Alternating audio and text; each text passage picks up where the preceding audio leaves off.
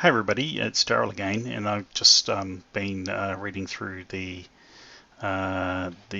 climate the Climate Change Act, Climate Change Response Zero Carbon Amendment Bill.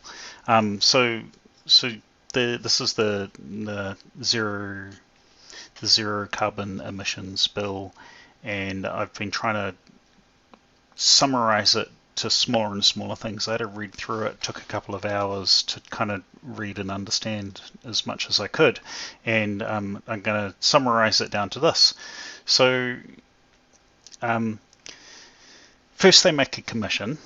The commission has 7 people. There's a chairperson, a deputy, and 5 others, and they're like people that are qualified and got connections with industry and people and individuals to be able to know as much as about this climate change thing as possible. And so the the the commission is in a kind of, it's made as a special class of government entity that has quite a lot of powers to get information. But what they do is they set these greenhouse gas reduction targets for every 5 years for some 10-year periods in the future. And this is so that we can, in accordance with the Paris Agreement on climate change, reduce by 2050 the greenhouse gas emissions to zero, with the exception of biogenic methane, which has a goal of a reduction of 10% by 2030 and 24% by 2050, with a kind of a stretch goal of 47%, so reducing by about half. And you can't totally eliminate biogenic methane as far as I can work out, because a lot of food and forests and things like that emit biogenic methane. So you can only get biogenic methane down to nothing if you, the easiest way to reduce biogenic methane is just to totally reduce the amount of food that you make, which is not a benefit to everybody in the world, because New Zealand's a net food producer, so we export a lot of food to other people. So as well as it being an important source of income for our nation, it also feeds lots of other people. I think we feed more than twice as many people as who actually live here through export food production. And so each 5 years they make a new plan, and they look for risks and address the risks, making reduction plans and implementing the reduction plans. And all the time the Commission's reporting to Parliament and via the Minister, and the Minister announces these things in Parliament, and it feeds back to the Commission. And every year they're going to measure how the progress is going and report it back to Parliament, and they're going to continuously get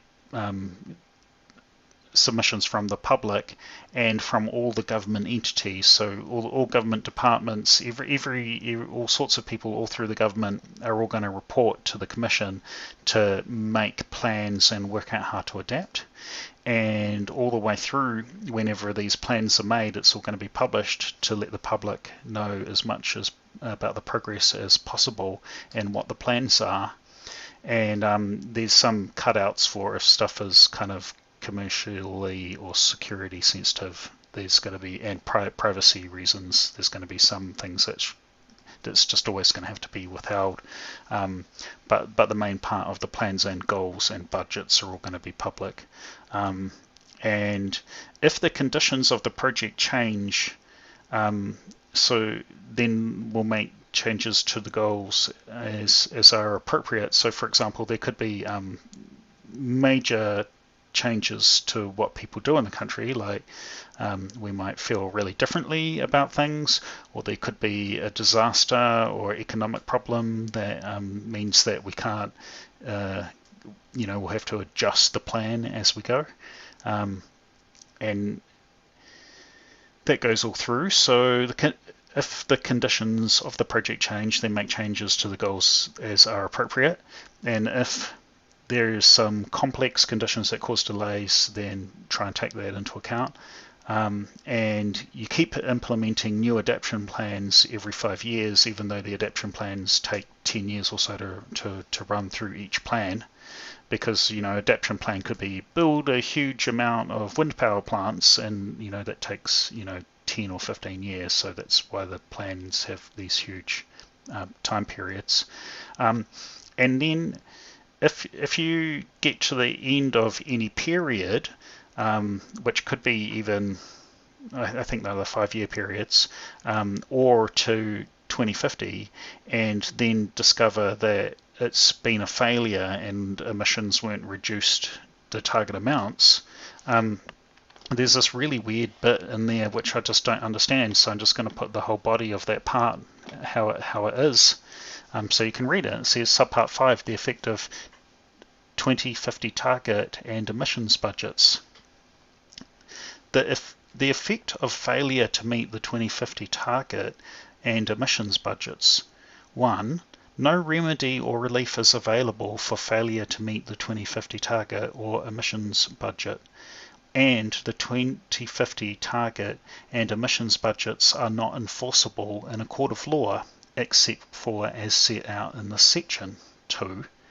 If the 2050 target or an emission budget, so that's an emission budget, one of the interim ones, like every 5 years, is not met, a court may make a declaration to that effect. So the court might go, oh yeah, we didn't make that goal, and it says together with an award of cost.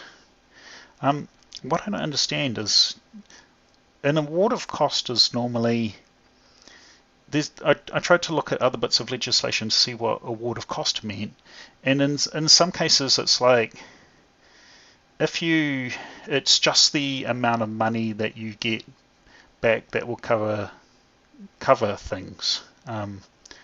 But I don't understand, what does that mean? That is somebody going to take the government to court, and if they win, then they get the cost of taking them to court back? I don't understand what that means. It might mean that, say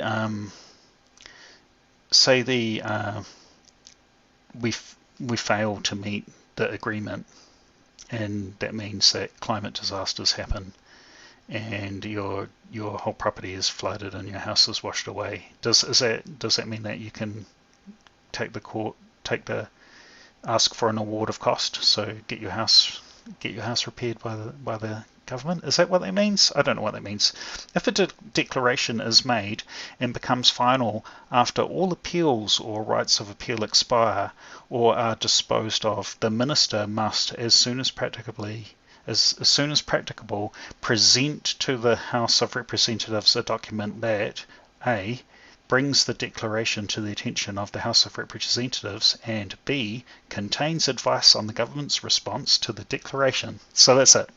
So if it fails, they'll just have to declare that they failed, and then there'll be some advice on the government's response to the declaration of failure.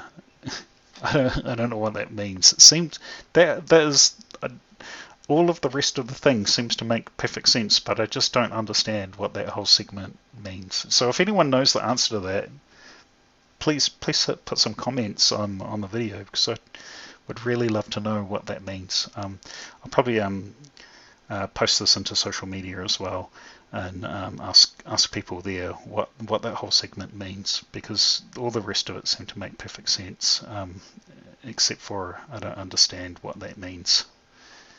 Thanks for watching. Please like, subscribe, and let me know what you think in the comments.